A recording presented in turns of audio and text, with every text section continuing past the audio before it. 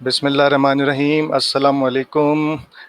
कैसे हैं आप सब स्टूडेंट्स, फैकल्टी मेंबर्स और हमारे non teaching staff, and specially I would say thank you to ORIC department for giving me this opportunity and school of leadership. अब scene कुछ ऐसा है स्टूडेंट्स के स्कूल ऑफ लीडरशिप को कौन नहीं जानता पूरे पाकिस्तान में। And when we talk about SOL तो फ़ौरन से दो पिक्चर्स हमारे जहन में आती हैं। पहले Shireen Naqvi and the second is Umair भाई।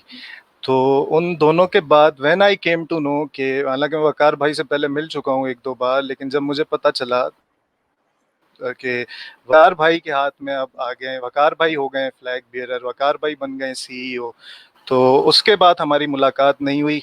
और आज बहुत अच्छा मौका है कि आप सबको ये स्टोरी पता चले कि what it takes to be the CEO of school of leadership, और क्या स्टोरी थी इसके पीछे और कितना स्ट्रगल करना पड़ता है।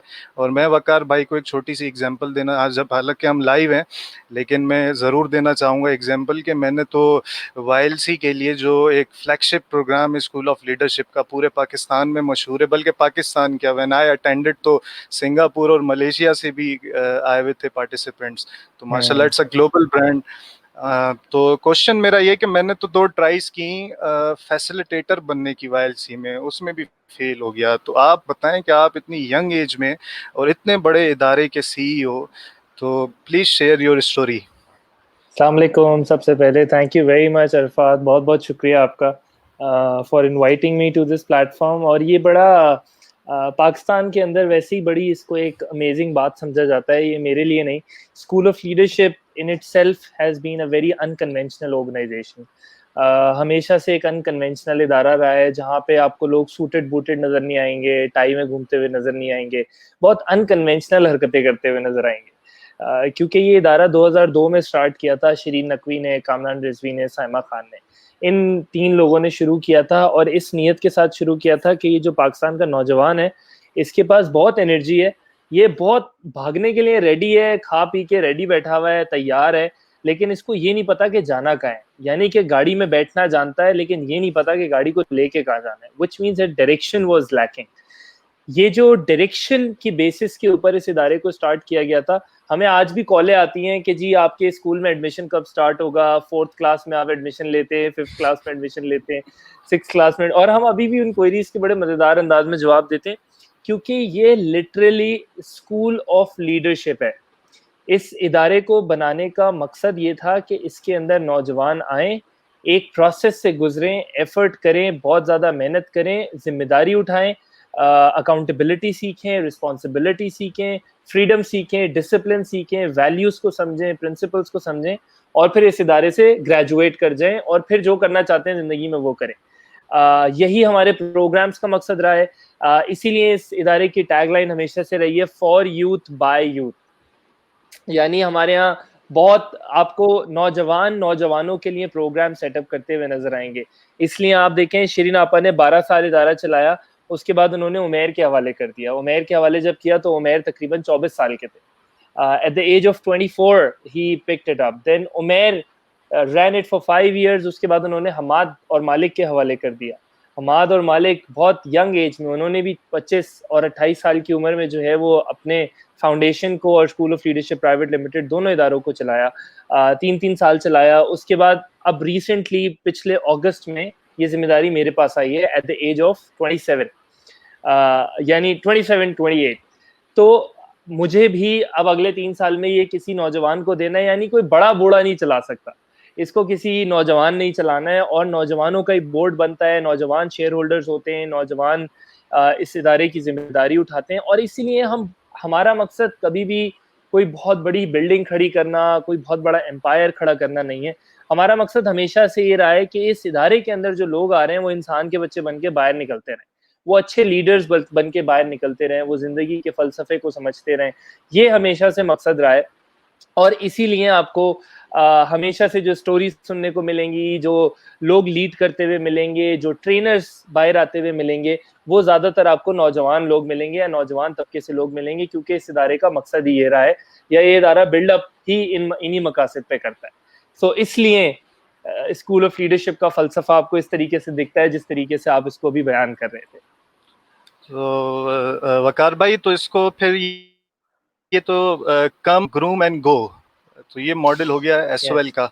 एंड तो and this is what we have been preaching in our university, और आपके तवस्सुल से आज समझ भी गए होंगे स्टूडेंट्स के what is come groom and go, और बहुत ज़रूरी है आजकल की एज में, इतने डाइवर्सिटी के दौर में। वकार भाई, हम टॉपिक पे आते हैं, और पहला सबसे जो इनिशियल क्वेश्चन जो हमसे स्टूडेंट्स आके करते हैं या फैकल्टी से आके करते हैं, वो कहते हैं जब हम गूगल पे लिखते हैं स्किल्स, तो वो डिवीजन आता है एक सॉफ्ट स्किल का और एक टेक्निकल स्किल का। तो बस आपसे रिक्वेस्ट ये है कि इस पे थोड़ा सा अपना व्यू पॉइंट बताएं कि इन दोनों में डिफरेंस क्या है, टेक्निकल स्किल में और सॉफ्ट स्किल में। और चूंकि हम सारे इंजीनियरिंग की हमारे पास 9 फैकल्टीज़ हैं, एक आर्किटेक्चर एंड प्लानिंग की भी है, और उसका भी थोड़ा सा टिल्ट इंजीनियरिंग डिज़ाइंस की तरफ होता है। तो हमें basically we are trained on technical skill more as compare to soft skill. फिर हमारे स्टूडेंट्स हमसे ये भी रिसर्च आके शेयर करते हैं कि हमने हार्वर्ड बिजनेस का रिव्यू पढ़ा, हमने यहाँ गूगल पे वैसे ही जनरली सर्च किया, soft sir 80% more important then technical, 60% more important then technical. तो ये सॉफ्ट स्किल का मैजिक है क्या, थोड़ा हमें बताएं प्लीज। यार देखें, सबसे पहले तो डिफरेंस को समझ लेते हैं। देखें, डिफरेंस बड़ा जो है वो आसान है। टेक्निकल स्किल्स या आप हार्ड कोर स्किल्स जिनको कहते हैं, चले मैं आपको टेक्निकल से समझाता हूँ। देखें, एक मशीन बनाना या एक मशीन को रिपेयर करना या कोई पार्ट तैयार करना, ये तमाम टेक्निकल स्किल्स में आता है। लेकिन वो मशीन क्या है, वो पार्ट क्या है, वो किस तरीके से रिपेयर होता है, उसको बयान करना, उसको एक्सप्रेस करना सॉफ्ट स्किल में आता है। ये एक वाज़े फर्क है टेक्निकल स्किल्स में और सॉफ्ट स्किल्स में। अब सॉफ्ट स्किल्स में बहुत सारी चीज़ें आती हैं। देखिए, पाकिस्तान का तालीमी निज़ाम जो है ना, वो एडेप्टेड तालीमी निज़ाम है।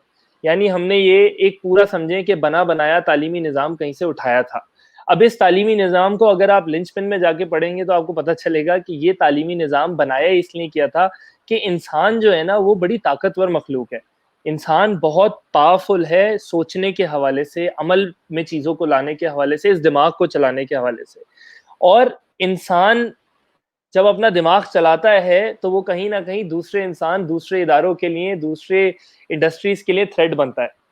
तो एक ऐसा तालीमी निज़ाम एक्शन में लाया गया जो कि इंसान के दिमाग को बंद करे और हाथ पांव चलवाए, यानी क्रिएटिविटी मर जाए। यानी कि जो इंसान की जो अपनी सॉफ्ट साइड है वो नहीं चाहिए, सिर्फ हाथ पांव चाहिए, यानी असेंबली लाइंस चाहिए, यानी कि लोग लाइनों में खड़े हुए चाहिए।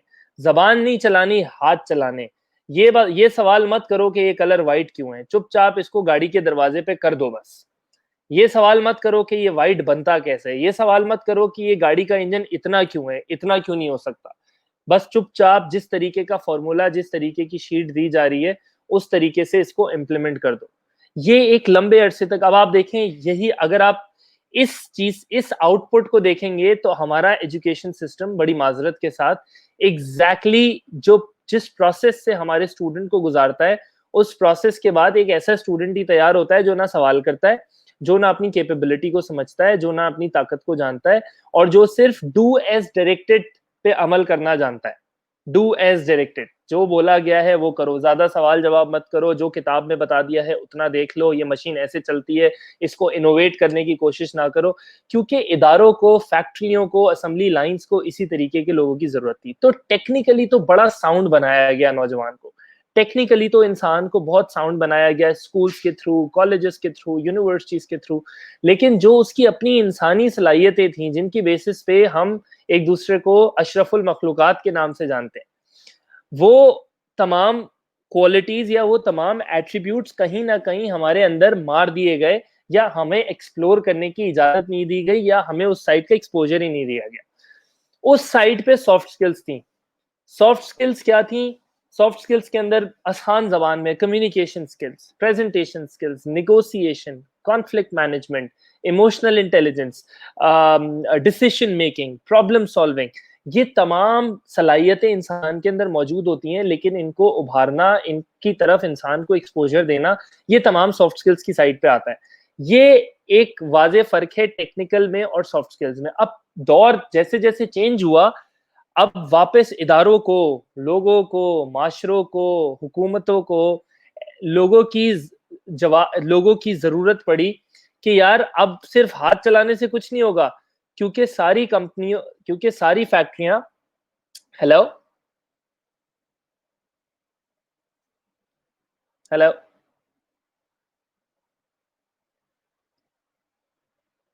गायब हो गए रफ़ात भाई आप।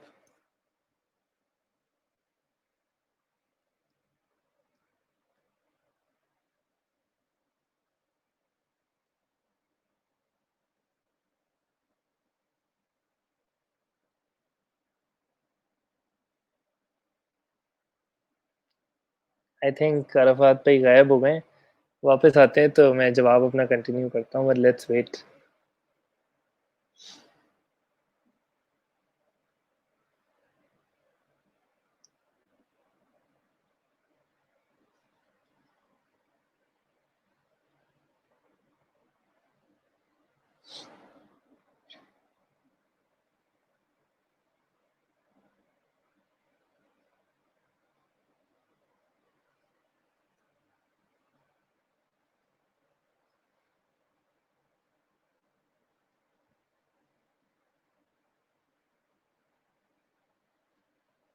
सो there is some technical disturbance, क्योंकि आप पाकिस्तान में हैं तो पाकिस्तान में कोई भी चीज़ अच्छे अंदाज में इजीली तो हो नहीं सकती। तो आई एम श्योर कि जो हमारे होस्ट हैं उनका या तो कोई बिजली का प्रॉब्लम आया होगा या इंटरनेट का प्रॉब्लम आया होगा।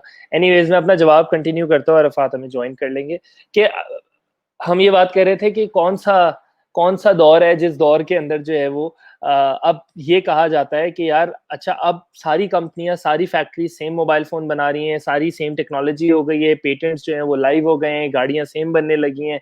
तो अब वो नई सोच कहाँ से लाई जाए, अब वो नया प्रोडक्ट कहाँ से लाया जाए, अब इनोवेशन कहाँ से लाई जाए, अब डिसीजन मेकिंग कहाँ से लाई जाए, अब लोगों को साथ कैसे चलाया जाए। तो अब थॉट लीडर्स को, बड़े इदारों को, बड़े फोरम्स को ये ख्याल आया कि अब तालीमी निज़ाम को शिफ्ट करना पड़ेगा और एक ऐसे तालीमी निज़ाम की तरफ हमें जाना पड़ेगा जहाँ पे सिर्फ इंसान अपने हाथ पाँव ना चला रहा हो, सिर्फ असेंबली लाइन्स में ना खड़ा हो, बल्कि अब अपना दिमाग चलाना भी जानता हो। क्योंकि अब हर इदारे को इनोवेशन चाहिए, अब हर इदारे को नया प्रोडक्ट चाहिए, नई टेक्नोलॉजी चाहिए, कुछ डिफरेंस चाहिए। इसीलिए सॉफ्ट स्किल्स की अब बहुत ज़्यादा अहमियत बढ़ गई है और इसीलिए यहाँ पे आपको लिखा हुआ नजर भी आ रहा होगा that soft is the new hard. यानी कि सॉफ्ट स्किल वो चीज़ है जो कि आपके पास होनी चाहिए, जिसकी आपको बहुत ज़्यादा ज़रूरत होनी चाहिए, क्योंकि अगर सॉफ्ट स्किल्स नहीं है तो फिर आप बहुत ज़्यादा ट्रबल में आ सकते हैं। So that's the answer to the previous question. और मेरा जवाब कंप्लीट होते ही जो है वो अरफात वापस भी आ गए। तो मैंने रोका नहीं है सर, मैंने जवाब अपना दे दिया है, आप कंप्लीट भी कर दिया, आप अपने अगले सवाल की तरफ जा सकते हैं। सर बिल्कुल मुझे पता था आप ज़रूर कंप्लीट करेंगे and this is what you teach also in TTYT manual.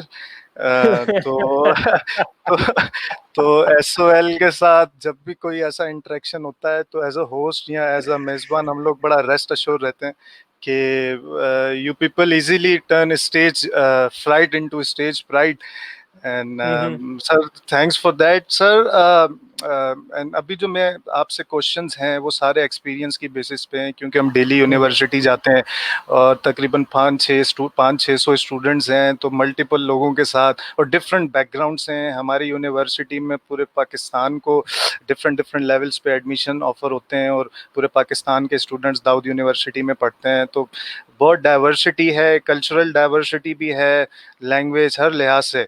तो जो स्टूडेंट्स के साथ गैदरिंग्स होती हैं और एक डिपार्टमेंट की स्पेशली क्योंकि हमारा काम बहुत ज़्यादा रहता है ट्रेनिंग्स और इवेंट्स ईटीसी। तो वो हमें कहते हैं कि फ्रॉम वेयर टू स्टार्टेड, मतलब आपने भी बताया कम्युनिकेशन बेहतर करनी है, प्रेजेंटेशन, डिसीजन मेकिंग, लेकिन वो कहते हैं कि हम जो ग्रेजुएशन की डिग्री है 4 इयर्स की, तो अब हम कब से शुरू करें और यूनिवर्सिटी में ही सीखेंगे या बाहर कहीं से स्टार्ट करना है? सॉफ्ट स्किल्स कौन सिखाता है और कब तक हम सीखते रहें जब तक हम बाहर मार्केट में जाएं, या कब तक हम कितने सालों में सीख जाएंगे ये सब? देखें इसका ये एक बड़ा इंटरेस्टिंग सवाल है, वेयर टू बिगिन फ्रॉम, कहाँ से शुरू किया जाए। मेरा इस पे जवाब है मेथडोलॉजी से, तरीक़ेकार से शुरू किया जाए। देखें एक होता है, देखें एक करिकुलम है और एक उस करिकुलम को पढ़ाने का तरीक़ेकार है। इन दो में से एक चीज़ आपके इख्तियार में है और एक चीज़ आपके इख्तियार में नहीं है। करिकुलम बदलना, ये मैं उस्तादों के लिए जवाब दे रहा हूँ जो सवाल करते हैं। देखें, करिकुलम बदलना आपके इख्तियार में नहीं है। आप ओवरनाइट किताबें नहीं बदल सकते, आप करिकुलम नहीं बदल सकते, आप सिस्टम नहीं बदल सकते, लेकिन तरीक़ेकार आपके हाथ में।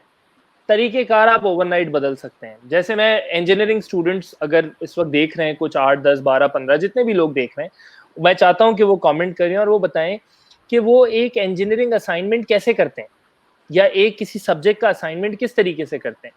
वो दिया जाता है, उसको सॉल्व कर देते हैं, 4 दोस्त बैठते हैं, एक जवाब निकाल देता है, वही 4 उसको छापते हैं और फिर आगे ले जाते हैं। मैं कह रहा हूँ इसको एक्सपीरियंशियल बनाएँ, पर्चे से बाहर लाएँ और उस मोटर पे लेके जाएँ, जिस मोटर के बारे में पर्चे पे लिखते हैं। असाइनमेंट पर्चे की सूरत में सबमिट ना करवाएँ। असाइनमेंट उस मोटर की सूरत में सबमिट करवाएँ, जो मोटर आप उस पर्चे पे समझा रहे हैं, और समझाएँ क्लास में आके, स्टेज पे खड़े होके। एक दूसरे को सपोर्ट करें। यहाँ पे हमारे यहाँ इकोसिस्टम नहीं है, सपोर्टिंग एनवायरनमेंट नहीं है। एक स्टूडेंट स्टेज पे खड़ा होता है, तो बाकी स्टूडेंट्स उसकी बजाना शुरू कर देते हैं। बड़ा डिफिकल्ट होता है, इसीलिए पब्लिक स्पीकिंग फ़ियर भी है लोगों के अंदर। तो भाई कहाँ से शुरू करें का जवाब तो ये है कि मेथोडोलॉजी से शुरू करें, और मेथोडोलॉजी में सबसे आसान जवाब ये है कि जिस चीज़ को एक्सपीरियंशियल बना सकते हो, उसको एक्सपीरियंशियल बना दो। चाहे आप उस्ताद हो, या आप स्टूडेंट हो, या आप इंस्टीट्यूट हो, आपको whenever and wherever you see a slightest possibility of making something experiential, make it. तुम बना सकते हो एक्सपीरियंशियल, उस चीज को बना दो। वो असाइनमेंट एक्सपीरियंस में कन्वर्ट हो सकता है तो उसको कर दो। मैंने अपनी 4 साल की बीबीए की डिग्री में सबसे ज्यादा सिर्फ उन असाइनमेंट से सीखा है जिन असाइनमेंट्स के अंदर मुझे मार्केटों के धक्के खाने पड़े, जिनमें मुझे वेंडर्स से जाके बात करनी पड़ी, जिनमें मुझे कोई रियल टाइम प्रोडक्ट बनाना पड़ा, जिनमें मुझे मुझे मार्केटिंग सिर्फ तब समझ में आई, तब नहीं समझ आई जब मुझे पढ़ाया गया कि देखें जी ये मार्केटिंग के 4 पीस होते हैं। मुझे मार्केटिंग तब समझ में आई जब मैंने एक प्रोडक्ट बनाया और मैंने उसकी प्राइसिंग निकाली और मुझे उसको बेचने के तरीकेकार ढूंढने पड़े और मैंने सच में वो प्रोडक्ट बेचा। That is when you learn. 80% आपका 80%, आप किसी भी इंजीनियर को उठा के सवाल कर लेंगे, जब वो किसी भी कंपनी में जाके पहले दिन नौकरी पे जाके बैठता है, वो कहता है कहाँ है मेरी वो 4 साल की पढ़ाई। चाहे कितनी किताबें क्यों ना रट ली हो, चाहे कितनी ही कुछ कुछ चीजें क्यों ना कर ली हो, लेकिन day 1 at job is a day when you feel lost. Day 2, you feel further lost. Day 3, day 4, you feel further lost. First month, you are like, what the hell am I doing? वो वाली बातें कहाँ है, वो सारे matrix कहाँ है, वो सारे थ्योरम्स कहाँ है, वो सारी, ये तो बहुत ही, it's an entirely different world. क्योंकि मैंने उस 4 साल के अंदर इस साइड की दुनिया, ये खाक तो चाटी नहीं, ये मट्टी तो मैंने देखी नहीं। इसीलिए कहते हैं 80% स्टूडेंट, हमारे हमारे माशरे का स्टूडेंट, मुझे दूसरे माशरों का नहीं पता, हमारे माशरे का स्टूडेंट 80% अपनी नौकरी पे जाके सीखता है।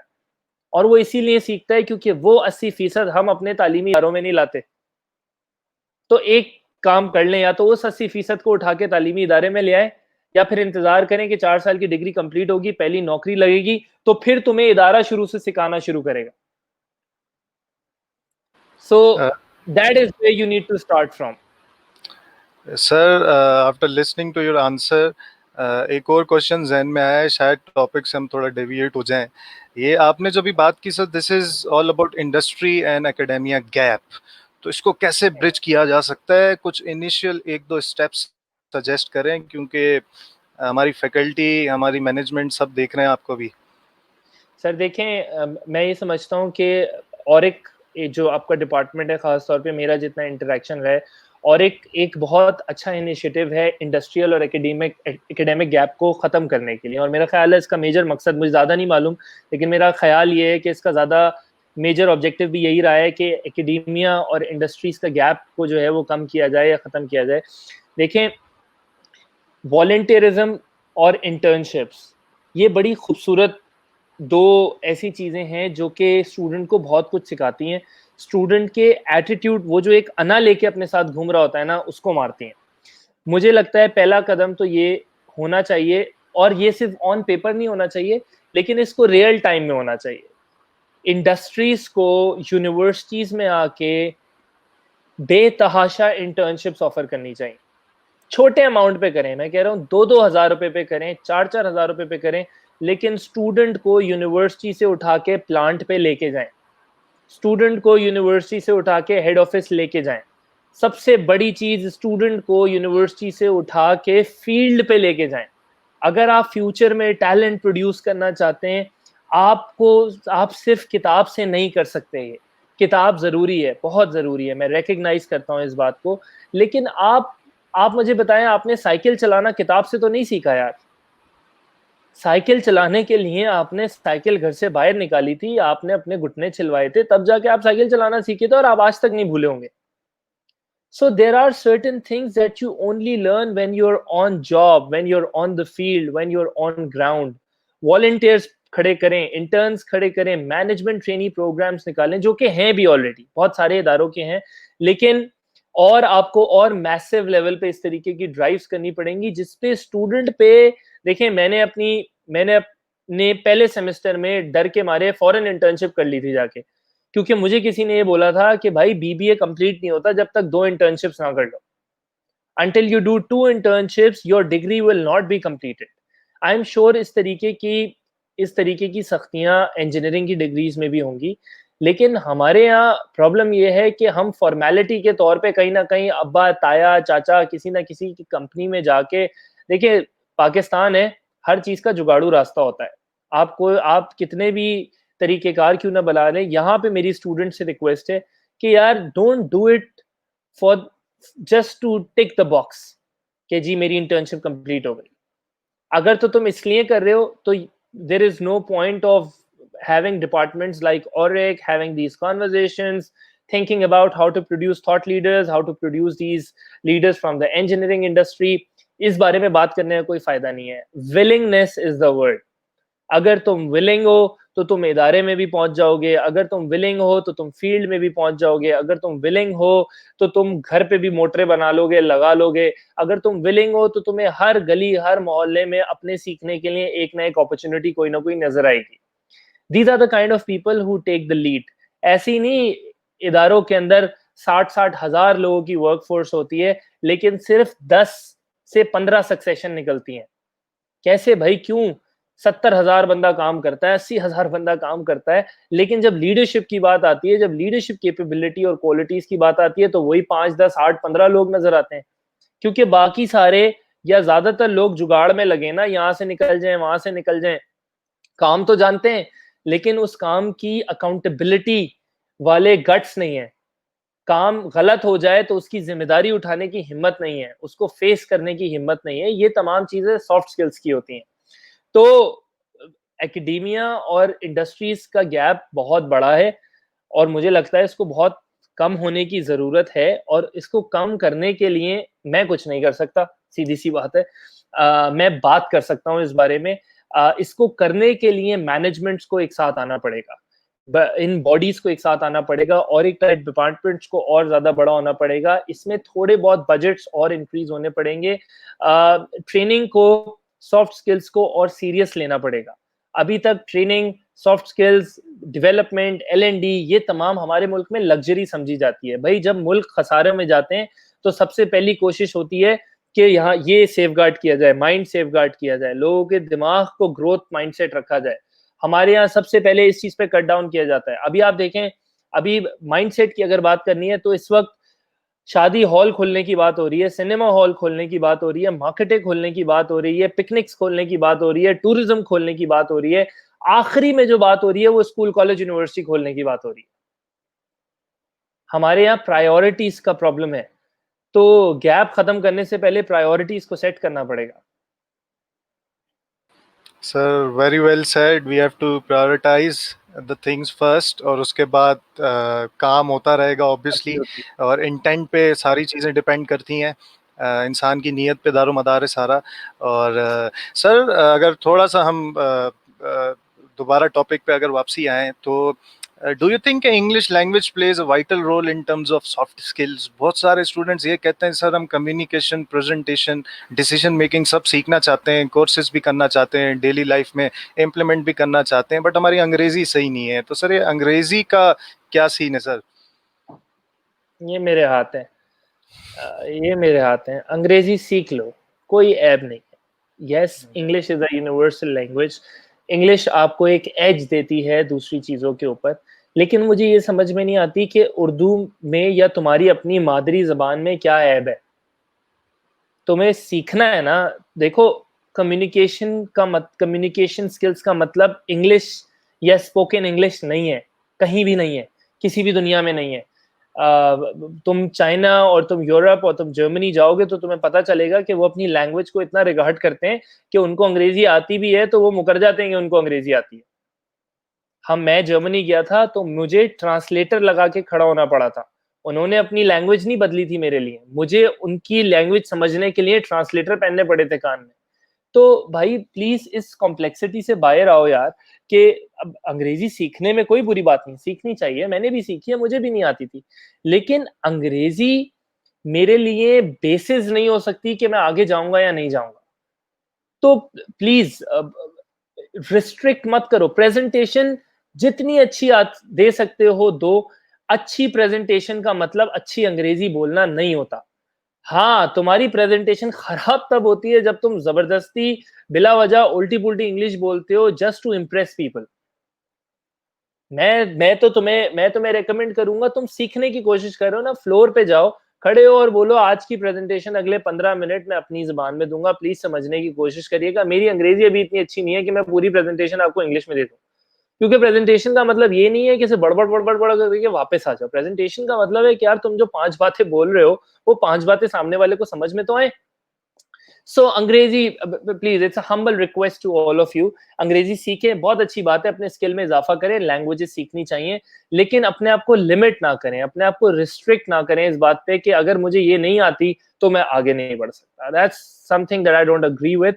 हर जबान में, हर तरीके से, हर मेथोडोलॉजीज पे अब तो दुनिया भर में कोर्सेज और पता नहीं क्या क्या अवेलेबल है यार। तुम निकलो, तुम सीखना तो शुरू करो, sky is the limit for you.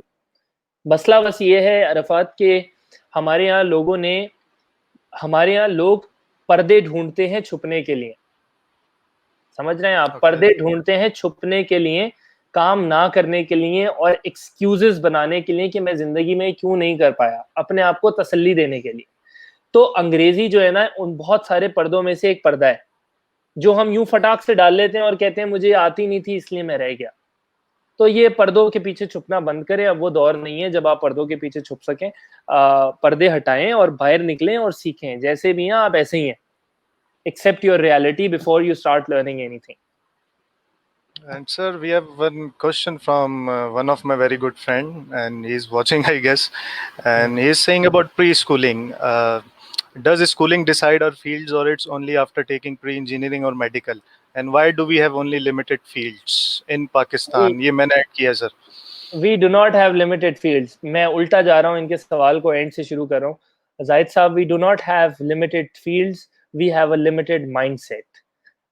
ये दुनिया इस वक्त एक ग्लोबल विलेज हो चुकी है। आप के पास हर तरीके की फील्ड का एक्सपोजर है। आप लैपटॉप कंप्यूटर से बैठ के पता नहीं क्या क्या क्रेजीली कर सकते हैं, आप दुनिया पे छा सकते हैं। इंजीनियरिंग और मेडिकल तो सिर्फ अम्मा अब्बा वाली अब लिमिटेड फील्ड रह गई है। इंजीनियरिंग और प्री मेडिकल हमारे घर की लड़ाई रह गई है अब सिर्फ। पहली बात। दूसरी बात ये कि प्री स्कूलिंग बिल्कुल ये फैसला करती है। देखिए, मैं आपको एक बड़ी इंटरेस्टिंग मिसाल देता हूँ, ये मेरी अपनी थ्योरी है, आप इसको जिस अंदाज में भी समझना चाहें। वैसे ये एक मैं ऑफिशियल यूनिवर्सिटी के पेज से लाइव हूँ, मैं बड़ी माजरत चाहता हूँ अगर किसी को भी ये बात बुरी लगे। देखें, आप सबसे पहले स्कूल जाते हैं। अब आप अरफात, मैं आपसे सवाल कर रहा हूँ, आप मुझे जवाब देंगे। आप सबसे पहले स्कूल जाते हैं। स्कूल जब जाते हैं तो दो पार्टीज होती हैं, एक स्कूल और दूसरा बच्चा। इन दोनों पार्टीज में से पैसे कौन देता है? सर पेरेंट्स, बच्चा। बच्चा पैसे देता है, स्कूल पैसे लेता है। तो स्कूल की जिम्मेदारी होती है कि एक सर्टन करिकुलम है, उन पैसों के अगेंस्ट वो सर्टन करिकुलम कंप्लीट कराना है।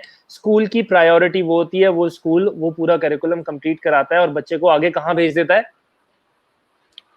नेक्स्ट क्लास में सर। कॉलेज भेज देता है। School college complete. या कॉलेज कॉलेज। में दो कॉलेज में दो पार्टीज होती हैं, कॉलेज और स्टूडेंट। इन दोनों में पैसे कौन देता है? स्टूडेंट। स्टूडेंट पैसे देता है। कॉलेज एक सर्टेन करिकुलम के अगेंस्ट वो पैसे लेता है। कॉलेज की जिम्मेदारी होती है वो करिकुलम पूरा कराना, स्टूडेंट को कहाँ भेजना? यूनिवर्सिटी। यूनिवर्सिटी में दो पार्टीज हो गई, स्टूडेंट और यूनिवर्सिटी। पैसे कौन दे रहा है? Student sir. स्टूडेंट दे रहा है। यूनिवर्सिटी एक सर्टेन करिकुलम के अगेंस्ट स्टूडेंट से पैसे लेती है। यूनिवर्सिटी की जिम्मेदारी होती है वो करिकुलम कंप्लीट कराए, स्टूडेंट को आगे बढ़ाए। ये स्टूडेंट स्कूल में भी एक मसला लेके आया था अपने साथ, वही मसला वो आगे अपने साथ कॉलेज में ले गया, वही मसला वो अपने साथ यूनिवर्सिटी में ले गया। अब ये कहाँ गया है? नौकरी पे। अब दो पार्टीज हैं, इदारा और ये एम्प्लॉई। अब पैसे कौन दे रहा है? सर अब इदारा पैसे दे रहा है। अब इदारा पैसे दे रहा है और एम्प्लॉय पैसे ले रहा है। तो अब वो वाले मसले निकल के आए हैं जिन पे स्कूल, कॉलेज और यूनिवर्सिटी में ध्यान नहीं दिया गया था। और क्योंकि अब इदारा पैसे दे रहा है बंदे को या बंदी को, तो कह रहा है भाई ये वाले मसले हल करो। तो क्योंकि भाई अब हमारी जेब से पैसा जा रहा है ना, अब ये मसले नहीं चल सकते। इसीलिए मैं कॉर्पोरेट ट्रेनिंग में और यूथ ट्रेनिंग में ज्यादा फर्क नहीं समझता, क्योंकि मसले कहीं ना कहीं इंसान वही लेके घूम रहा होता है, उनके सिर्फ लेवल्स चेंज होते हैं। मैं जाहिद साहब की बात पे वापस आ रहा हूँ कि प्री स्कूलिंग को डिस्कस करें। स्कूलिंग क्या हमारी फील्ड डिसाइड करती है? नहीं करती। इसलिए नहीं करती क्योंकि मैंने आपको इसका बड़ा आसान जवाब दिया है कि क्या फील्ड पिक करूं, क्या फील्ड ना पिक करूं, ये मेरा उस वक्त जाती मसला चल रहा था। उन पैसों में कहीं शामिल नहीं था ये, उन जिम्मेदारियों में कहीं शामिल नहीं था ये, इसलिए प्रायोरिटी नहीं बना। हाँ, added service, value added service देने के लिए करियर काउंसलिंग, स्टूडेंट काउंसलिंग, इस तरीके के डिपार्टमेंट बहुत सारे आए, लेकिन कभी भी उनकी प्रायोरिटी में ये नहीं आया। हाँ, आप एक ऐसे इदारे के पास चला जाएं जो आपसे पैसे ही सिर्फ इस बात के लिए कि हम इस बच्चे की फील्ड पिक कराएंगे, तो बिल्कुल वहां पे एक अहम किरदार अदा करता है कि बच्चे के सब्जेक्ट्स को देखना, उसकी एक्सपर्टीज को देखना, उसकी वीकनेसेस को देखना, उसकी स्ट्रेंथ्स को देखना। वीकनेसेस को डेवलप करना है या स्ट्रेंथ्स को डेवलप करना है, किस तरफ लेके जाना है, उस बच्चे को एक्सप्लोर कराना, कुछ एक्सपेरिमेंट्स करना, कुछ एक्सपीरियंसेस कराना, ये तमाम चीजें कहाँ होती हैं हमारे तालीमी निज़ाम के अंदर यार।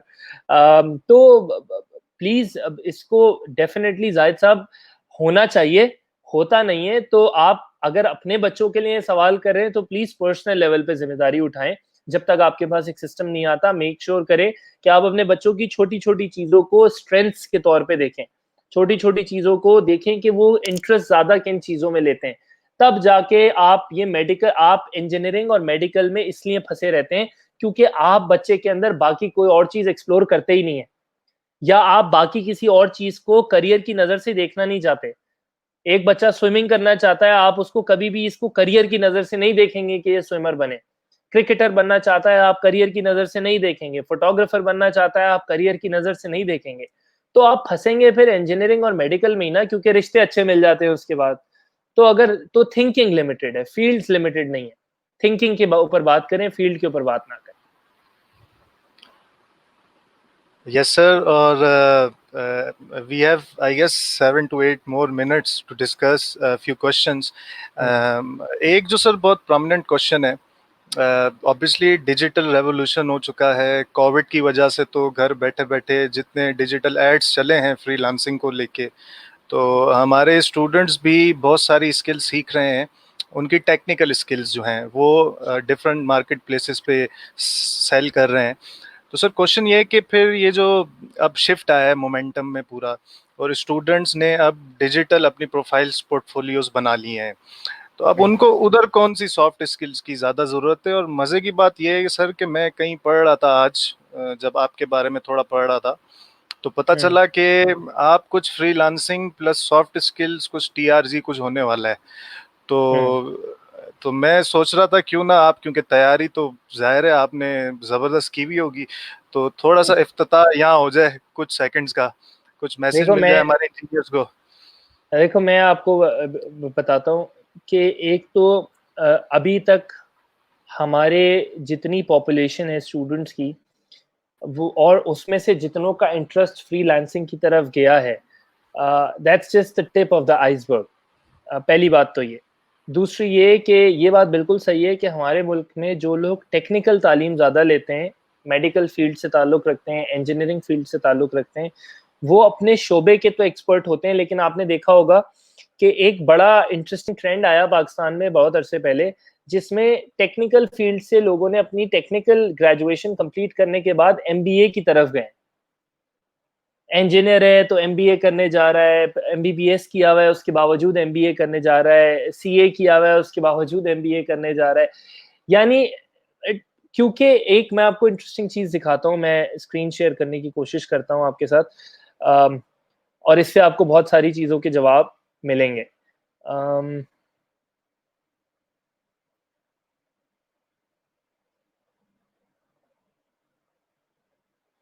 देखें, एक आपको स्क्रीन पे टॉप 10 स्किल्स नजर आ रहे होंगे।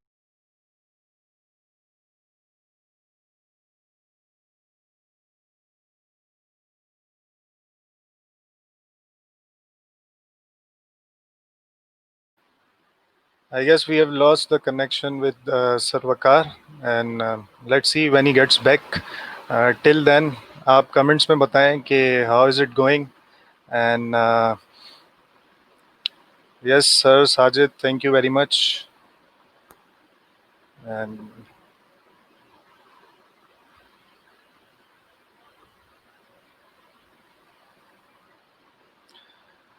And Auric is also bringing more opportunities of students of Dawood University in terms of soft skills, और भी पूरे month का lineup ready हो रहा है आप सब students के लिए, in terms of skill development, in terms of capacity development, और in terms of ethics and behavioral development.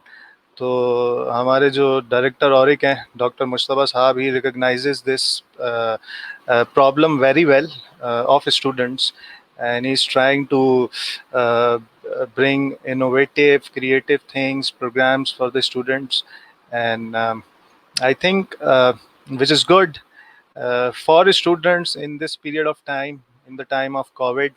आप लोग ऑनलाइन क्लासेस तो वैसे ही ले रहे हैं, so investing your 30-40 minutes in learning and development is a very good choice that you can make out of your schedule, and let's see how it goes. And sir is back, I guess. And sir, I want to tell you one thing, that sorry हिवर, yeah, that बोले बोले। I applied the same philosophy, sir. I know, I know, I was just watching you. खैर, मैं जल्दी से दोबारा screen share करता हूँ, आपको भी अब दिख जाएगा आसानी से।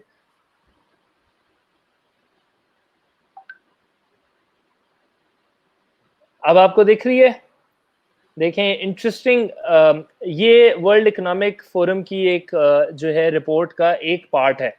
अगर आप इस पार्ट को देखें तो अरफात, आपको स्क्रीन पे नजर आ रही है पिक्चर? यस सर, बिल्कुल आ रही है सर। अच्छा, अब देखें, ये टॉप 10 स्किल्स हैं जो कि बताए गए दुनिया भर में कि लोगों को चाहिए होंगे या लोगों को जरूरत होगी। अब ये प्रायोरिटी वाइज देखें कि कैसे चेंज हुए।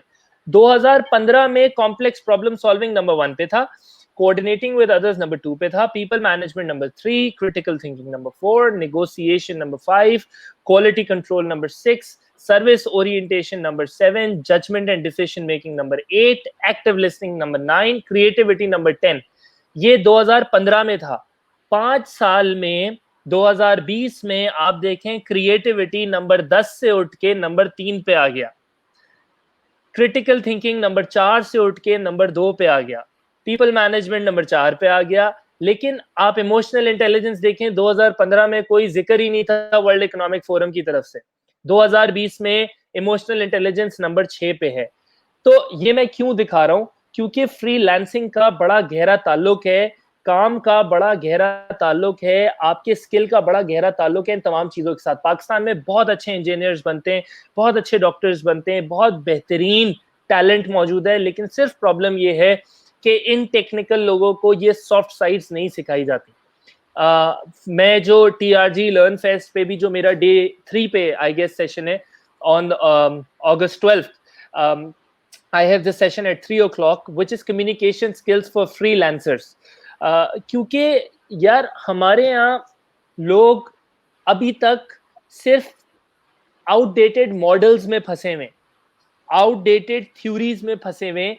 अब रियल टाइम इम्प्लीमेंटेशन का दौर है, प्रैक्टिकलिटी का दौर है। नॉलेज एरा खत्म हो गया, खत्म हो गया यानी आउटडेटेड हो गया। अब टेक्नोलॉजिकल एरा आ गया है। अब आप दुनिया में इतनी नॉलेज है कि आप सारी नॉलेज नहीं समेट सकते। तो आपको अपनी फील्ड से रिलेटेड ज़्यादा से ज़्यादा, अपने एरिया से रिलेटेड ज़्यादा से ज़्यादा नॉलेज समेट के उसको इम्प्लीमेंट करने की ज़रूरत है। पाकिस्तान में डिजिटल का बहुत बुरा हाल है। देखो, मैं और तुम पौने घंटे का एक सेशन लाइव प्रॉपर्ली नहीं कर पाते, सही अंदाज में नहीं कर पाते। कभी बिजली चली जाएगी, कभी इंटरनेट का मसला आ जाएगा, कभी टेक्निकलिटीज़ होंगी, कभी स्क्रीन शेयर नहीं हो रही होगी। सोचो, मैं और आप तो इतने वेल एजुकेटेड हैं, तब जाके हमें इतने प्रॉब्लम्स होते हैं। सोचो, और जो इनसे ज़्यादा टफ सर्कमस्टेंसेस में जो लोग ज़िंदगी गुज़ार रहे होते हैं, वो कैसे डिजिटल को अडैप्ट करेंगे? तो फ्रीलांसिंग बहुत अच्छी चीज़ है, करनी भी चाहिए, और मैं मानता हूँ कि इंजीनियर्स के लिए तो freelancing is a blessing. It's a You have no idea what kind of money you can earn out of it. You have no idea what kind of solutions people are looking for. America से बैठ के, Malaysia से बैठ के, Singapore से बैठ के, पता नहीं कहाँ-कहाँ से बैठ के क्लाइंट्स जो हैं वो काम, ऐसे लोग ढूंढ रहे हैं जिनके साथ वो टेक्निकल काम कर सकें। मैं रिसेंटली, मेरी क्लाइंट है अमेरिका में बैठती है, मैं उसके साथ कंसल्टेंसी का काम करता हूँ। वो मुझसे रिसेंटली पूछती है, कहती है आईपीटीवी सर्विसेज चाहिए, डिवाइसेस चाहिए, टीवी बॉक्सेस चाहिए, किस तरीके से पाकिस्तान से सर्विसेज मिल सकती हैं। भाई, आप एक्सप्लोर तो करें, आप आगे तो बढ़े, आप ये स्किल्स तो सीखें। देखिए, जो स्किल्स मैं आपको भी स्क्रीन पे दिखाए हैं, ये दिखाने का मकसद सिर्फ ये था कि you are you are far behind if you are still thinking that you're just going to do the technical and you're going to flourish. आपके बगैर, आपकी टेक्निकल स्किल के बगैर हम अधूरे हैं। इंजीनियर्स के बगैर, डॉक्टर्स के बगैर, आपके बगैर हम अधूरे हैं। लेकिन अब के दौर में एक डॉक्टर को पेशेंट के इलाज के साथ साथ पेशेंट से अच्छे तरीके से बात करना भी आना होगा, क्योंकि अब पेशेंट ज्यादा वेल अवेयर है।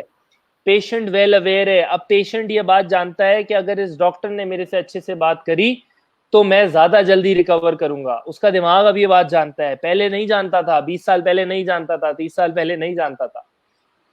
तो तुम बहुत अच्छी मशीन बना लो, तुम बहुत अच्छी सोलर सिस्टम्स बना लो, तुम बहुत अच्छी मोटर्स बना लो, तुम बहुत अच्छी कार टेक्नोलॉजी ले आओ, तुम फ्यूल पंप्स बना लो, लेकिन अगर तुम वो समझाना नहीं जानते तो वो किसी काम के नहीं होंगे। इन्वेस्टर तुमसे क्यों लेगा वो चीज जो तुम बता नहीं सकते कि क्या है? ये अहमियत है सॉफ्ट स्किल्स की। फ्रीलांसिंग का बहुत स्कोप है, अनइमेजिनेबल स्कोप। मैं आपको बता नहीं सकता। इट्स जस्ट दैट कि तुम्हें एफर्ट करनी होगी, ये सोचे बगैर कि यार ये क्या पागलपन है, मैं लगा हुआ हूँ, कुछ मिल नहीं रहा। थोड़ा सा जो है ना, आउटपुट को साइड पे रख के एफर्ट को मल्टीप्लाई करना होगा, multiply by 500, 800, 1000, and you have no idea, तुम घर, गाड़ी, बंगले, पता नहीं क्या क्या खड़े कर लोगे। पैसे की तो कोई हद ही नहीं है। Sir, thank you very much. Freelancing, no doubt, you are absolutely right. We have a lot of examples over YouTube, or current examples, people who turn around their destiny in a very short span of time. So you're absolutely right, sir. Sir, what do you think about stage fright? A lot of students are afraid of coming onto the monitor and presenting. English तो अपनी जगह पे आपने clear कर दिया, English वाला issue, but again there is something. तो वो क्या होता है सर जो हमें स्टेज पे आगे आने से रोकता है, लोगों को फेस करने से रोकता है?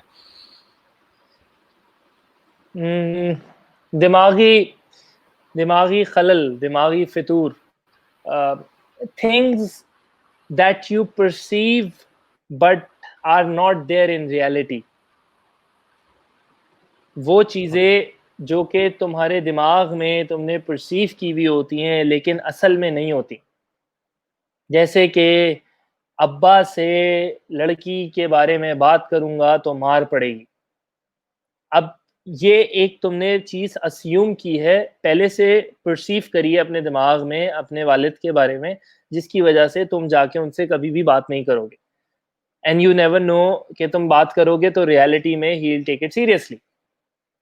सो स्टेज फ्राइट भी जो है ना, एक समझें कि बहुत सारी परसेप्शन से मिल के हमारे दिमाग में बना है। वो परसेप्शन ये है कि पहला, जो सामने वाला बैठा है वो मुझसे ज्यादा जानता है। दूसरा, जो सामने बैठा है वो मुझे सुनना नहीं चाहता। तीसरा, सामने वाला मेरी इज्जत नहीं करता। चौथा, मैं जो जानता हूँ पता नहीं वो सही है भी या नहीं है। पांचवा, मैं कैसे जा सकता हूँ, मैं कैसे बात कर सकता हूँ, मेरी क्या औकात है। बस ये मैंने आपको ऐसी घुमा फिरा के 5 बातें बता दी हैं अभी। ऐसी मैं आपको 20 बातों की और लिस्ट दे सकता हूँ, लेकिन ये पाँचों बातें मेरी परसीव्ड बातें हैं, ये रियलिटी नहीं है। इन पाँचों की वजह से मेरे से स्टेज पे जाके बात नहीं हो रही। मैं आपको इनकी रियलिटी बताता हूँ। ना सामने वाला तुमसे बेहतर जानता है, ना तुम सामने वाले से बेहतर जानते हो। दोनों बराबर हो। सामने जो बैठा है वो भी इंसान है, तुम भी इंसान हो। सामने जो बैठा है वो तुम्हें सुनने के लिए ही आया, अपना वक़्त दे रहा है, उसकी इज़्ज़त करो, उससे अपनी इज़्ज़त करवाओ। तुम तुम स्टेज पे जाके नहीं बात करोगे तो कोई और कर लेगा, सही बात है ये। लेकिन it is a job of an ordinary guy. It is not something अल्लाह अलग से आसमान से बंदा नहीं फेंकता कि जा स्टेज पे बात करके आ जा। तुम में से और मुझ में से ही लोग जाके बात करते हैं। सो अब ये रियलिटी है।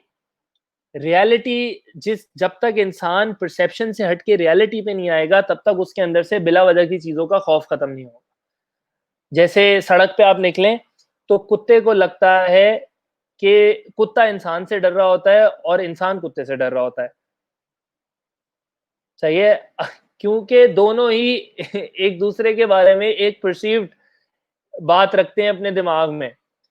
इंसान कुत्ते से इसलिए डर रहा होता है, उसको लगता है कुत्ता मुझ पे कूदेगा। कुत्ता इंसान से इसलिए डर रहा होता है, कुत्ते को लगता है ये मुझे पकड़ेगा। ये दोनों एक दूसरे से डर रहे हैं, लेकिन परसेप्शन में ये दोनों एक दूसरे को डरा रहे हैं। आप रियलिटी में ये दोनों एक दूसरे को डरा रहे हैं, लेकिन परसेप्शन में ये दोनों एक दूसरे से डर रहे हैं। कितनी अजीब सी बात है।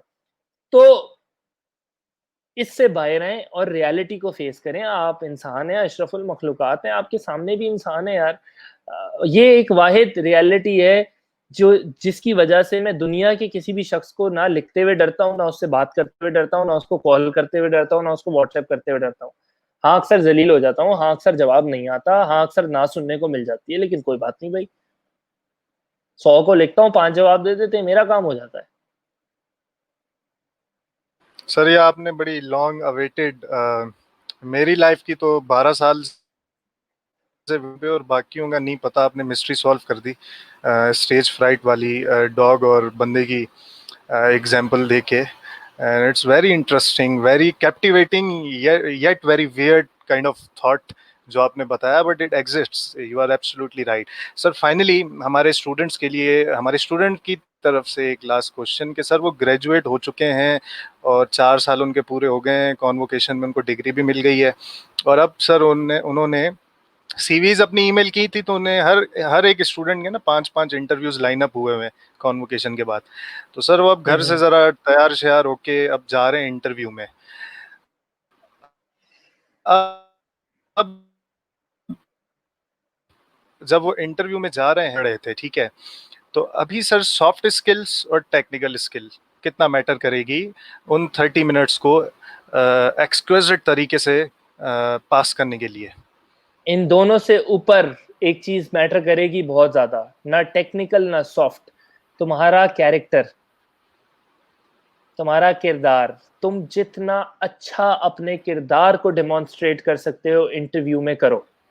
चाहे टेक्निकल स्किल के थ्रू करो, चाहे सॉफ्ट स्किल के थ्रू करो, लेकिन किरदार की जंग है बॉस अब। अगर किरदार की जंग को नहीं जीतोगे, अगर किरदार को नहीं डेमॉन्स्ट्रेट कर सकते, तो फिर कोई फ़ायदा नहीं है। अगर अपनी वैल्यूज़ को बिला वजह एक सवाल जिसका जवाब तुम्हें नहीं आता, उसका जवाब round and round and round ना घुमाओ। बेशक उस इंटरव्यू में फेल होके आ जाओ, लेकिन सीधा इंटरव्यूअर को बताओ कि मैं ये बात नहीं जानता। झूठ मत बोलो, दगाबाजी मत करो।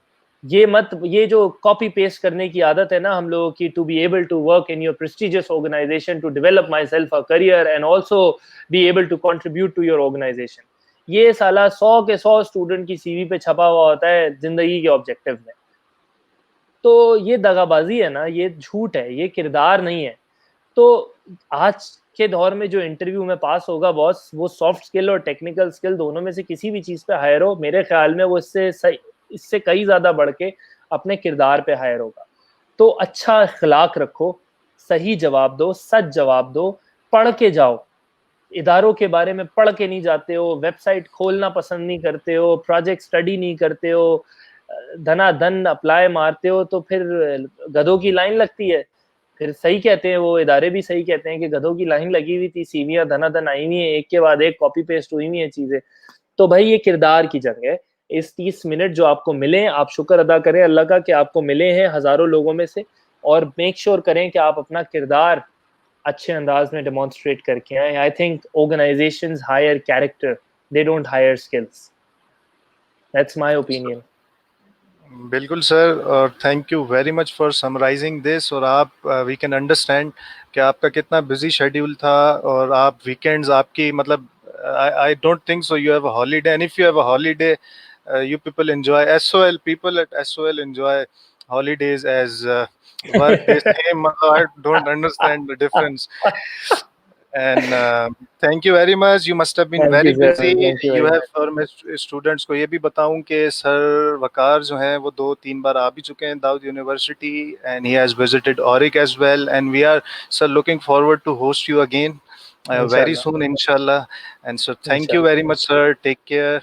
Allah Hafiz, sir. इंशाल्लाह। जज़ाकल्लाह, thank you very much Arafat, बहुत शुक्रिया। आप में से जो लोग देख रहे हैं स्कूल ऑफ लीडरशिप के पेज पे हमारा एक बड़ा इंटरेस्टिंग सेशन शुरू होने जा रहा है अभी 9 बजे। If you want to join in, just join in, we are gonna have a very interesting conversation.